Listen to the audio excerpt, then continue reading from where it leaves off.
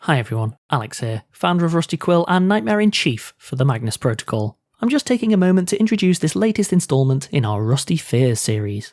We once again challenged our fans to write short horror stories based on 7 prompts and selected winners in each category to have their stories given the full Magnus Protocol treatment.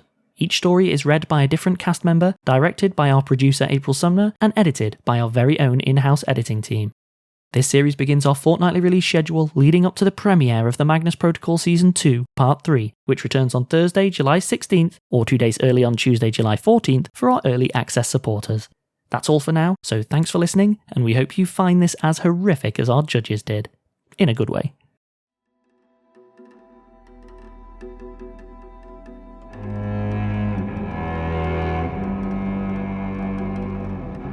Clunk by Nairis Santini. I do not tell this story often. It always feels like speaking it out loud might make it happen again, like describing the shape of a doorway no one else can see and then finding it waiting for you, open and patient. Recently though, it has been pressing at me from the inside, and I found myself needing to lay it out piece by piece. It begins with the pier. When I was a child, my whole world was bounded by the sea, stretching beyond our house. Between them, the beach stretched like a lick of paint on a canvas, full of rock pools, dry, knotted seaweed, and shell fragments that cut my bare feet.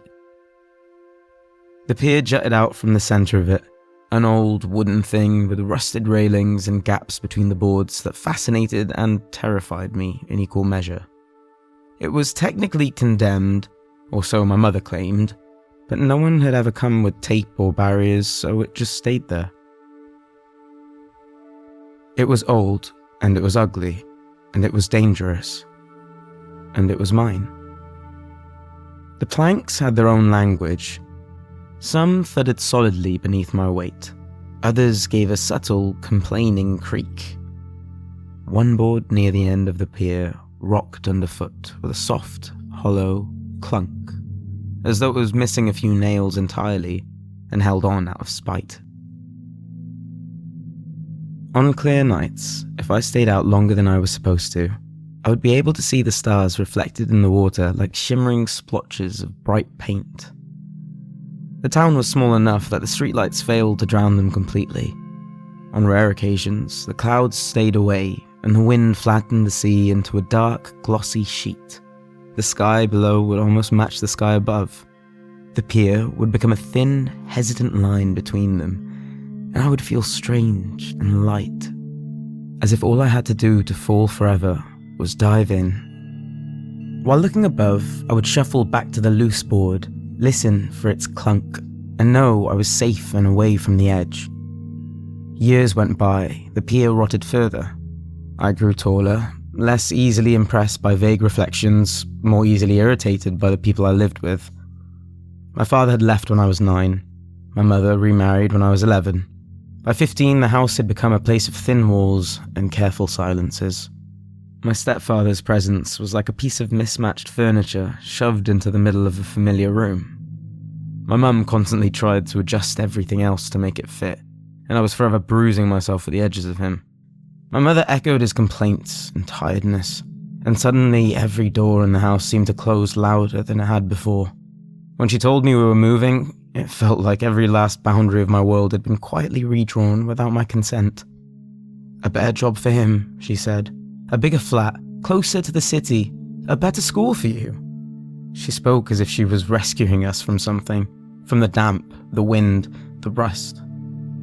All I could see was the beach disappearing behind us like a tide that had decided to never return.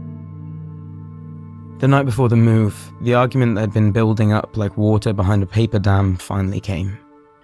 It doesn't matter anymore, now, exactly what was said. I just remember it followed the usual shape.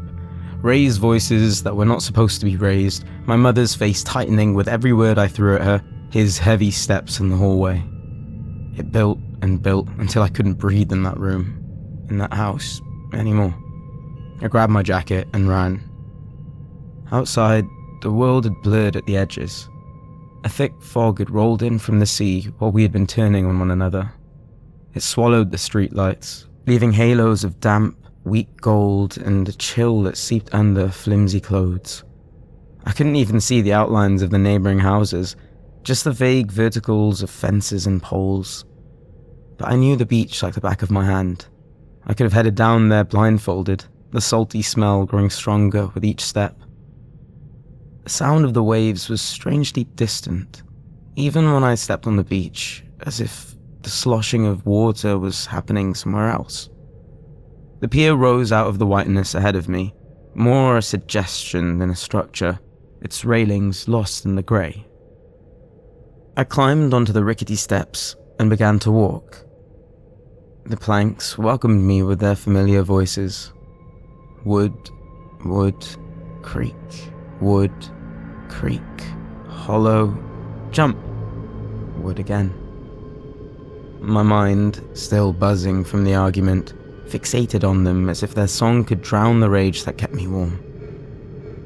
They told me that at least something in my life was predictable, measurable, known. My footsteps fell into a rhythm. Wood, creek, wood, wood, creek, wood. The fog beaded on my eyelashes and hair. I couldn't see the beach behind me anymore, but that was almost a relief. I focused on the planks appearing beneath my feet, a faint shift of weight in my ankles, and clunk. My stomach tightened with anticipation as the boards changed tone underfoot. I'm close, I realized. Almost there. I looked forward to the end approaching, the way you feel when you reach the last step of the staircase. I got ready to feel for the edge with my foot, to kneel and sit at the end. I took another step. Wood. Another. Wood. Another. Creek. Wood. Wood. The pier didn't end. My next step landed on another plank, then another. The song continued beneath me as if nothing had changed. I frowned, slowed, stopped. The fog pressed in close, the light from the beach almost gone. My phone was in my pocket, and my fingers closed around it with the kind of desperate gratitude you reserve for ordinary objects that feels suddenly life-saving. I turned on the torch. The light scattered, and instead of carving a beam of light in front of me, the dark became just grey. But still impenetrable. Everything was swallowed by the fog, both behind and ahead of me. I couldn't see the end or the beginning, just the pier. I walked slowly forward, listening to a familiar song. Maybe it had just been another board that come loose. Maybe the pier was just longer than I remembered it. Wood, wood, creek, wood, creek, hollow. I stopped and almost fell. My heartbeat sped up, a stuttering drum in my throat. I jumped and started walking faster now, searching, waiting anxiously for the edge to appear. Wood, creek, wood, wood, creek, wood, clunk. I looked down. I recognized that board. The rotten edges and the scars of barnacles on the underside where it curved upwards just slightly. Now, I was at the end. I breathed with relief and pointed the light ahead to see the edge. Nothing. Just more rotting wood and metal, vanishing in the grey. I tried to force logic into the situation. Fog distorts perception. Distances feel longer when you're anxious. The pier was not that long. If I kept moving in one direction, I would hit the end eventually. These were sensible thoughts, rational and clean. I turned back and moved quickly over the boards. Wood, creek, wood, wood, creek, wood, jump, creek, wood, wood, and clunk. The first clunk I'd heard. Almost there. The cold soaked up from the boards into the soles of my feet. My breath became a steady rasp in the silence, louder than the barely there hush of the waves. The beam of my phone showed me the same pattern of warped wood and flaking paint. Wood, creek, wood, wood, creak, wood, jump, creak, wood, creak, wood, wood. I reached the point I should have stepped back onto the beach, transitioned from hard wood to the soft crunch of sand, and clunk. My knees almost gave way. It was impossible. Even accounting for panic, for the fog, for my memory playing tricks, there was no possible way I could have circled back to the same point on a straight pier, and yet the board underneath my foot looked exactly the same. The same rot, the same warp, the same clunk. I broke into a sprint. I ran until my legs ached. I was certain that if I could reach the end, reach the beach and stand on steady land, something inside me would still. I ran and jumped over holes and clunk. I froze. I looked up, hoping for anything. A light, sand, or even the dark edge of the pier welcoming me to its end. Instead, the pier still continued ahead, straight and endless, its outlines fading into a blurred grey nothing. I continued walking. After a long stretch of identical boards, I heard the loose plank again, under my feet, familiar and wrong. As I looked up, I realized I could tell I was nowhere near the end, because the fog was lifting. Suddenly, the beam of light illuminated a dozen boards either way, then more. The fog had started to finally thin. I stood, turned 90 degrees and stared into the distance off the side of the pier. The grey scraped away from underneath as though a curtain was slowly lifting before a show. Above me, the same thing was happening. The fog was fraying, unravelling, revealing something beyond. I recognized the pinpricks appearing in the darkness with a sigh of relief. Stars. The sky cleared from the top down, the last scraps of fog dissolving into the kind of perfect, endless night that rarely exists near houses in civilization. It was so clear, it almost felt indecent. Every star was sharp, uncaring, ancient. Constellations sat in their habitual positions, familiar patterns that should have been comforting. I looked down. The sea had impossibly stilled to glass. There were no waves, no ripples, no visible movement. It lay there in absolute, impossible calm. And it held the sky. Not a reflection of it, not a trembling, distorted mess of lights, broken and scattered by movement. It was the same, identical. I couldn't see where the horizon was because the sky just seemed to continue, in all directions. The pier existed between them, like a single, uninterrupted line, continuing endlessly in both directions until it faded in the darkness. My house, the beach, they were all just gone. Vertigo closed around my throat.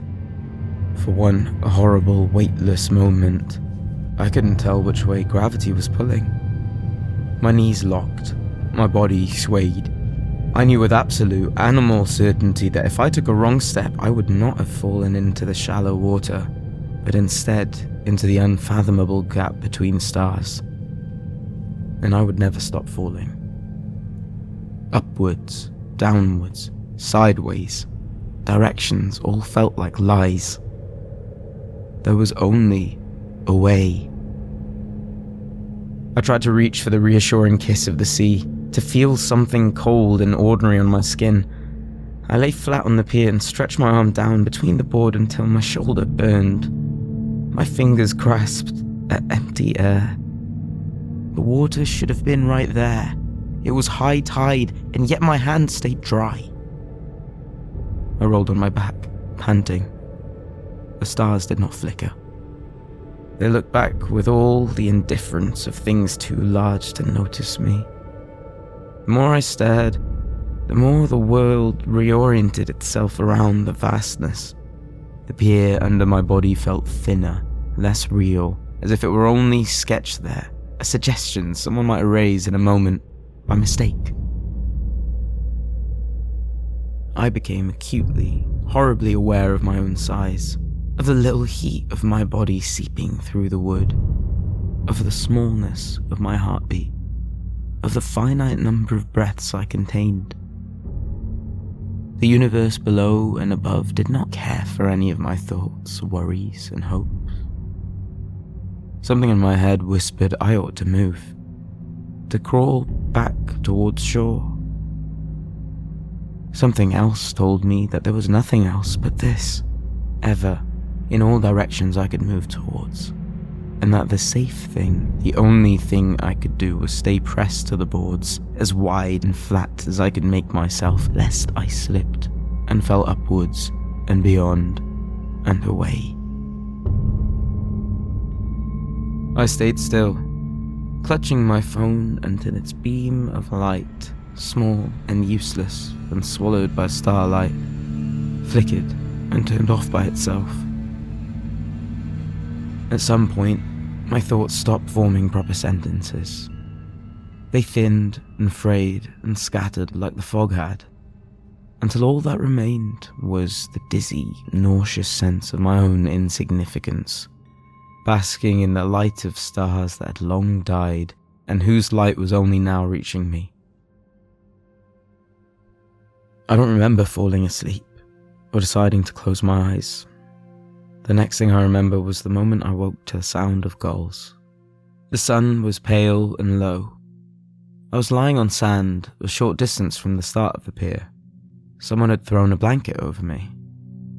I could hear my mother's voice, frayed and angry yet relieved. My stepfather had called an ambulance, something about hypothermia. They said they had found me curled up by the beach, just beyond the high tide line, fast asleep. The pier stood exactly where it had always been, short and stubby and visibly decaying. No fog. The sea moved the way seas do. Everything looked heartbreakingly normal, but my jacket hung tangled by the last loose board. We moved house the next day. I watched the sea recede through the car window until it vanished behind the lumpy inland hills. I haven't been back since. I haven't set foot on a pier again. In the city, the sky is mostly colourless at night, a muted orange haze that hides anything worth seeing. People complain about it. They miss the stars, they say. On the rare nights when the clouds part and a few sharp points of light break through the polluted glow, I keep my head down. I know that if I look for too long into those pinpricks of light again, the ground will remember that it is only pretending to hold me. The thin line of whatever I'm standing on will narrow and turn to damp, rotten wood. The world will fall away on both sides, and I will hear a familiar, hollow clunk. And this time, when I fall, I don't think I will wake up on sand.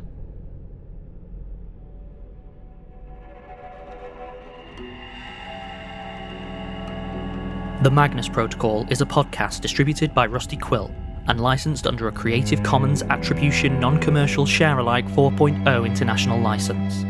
To subscribe, view associated materials, or join our Patreon, visit rustyquill.com. Rate and review us online, tweet us at The Rusty Quill, visit us on Facebook, or email us via mail@rustyquill.com. Thanks for listening.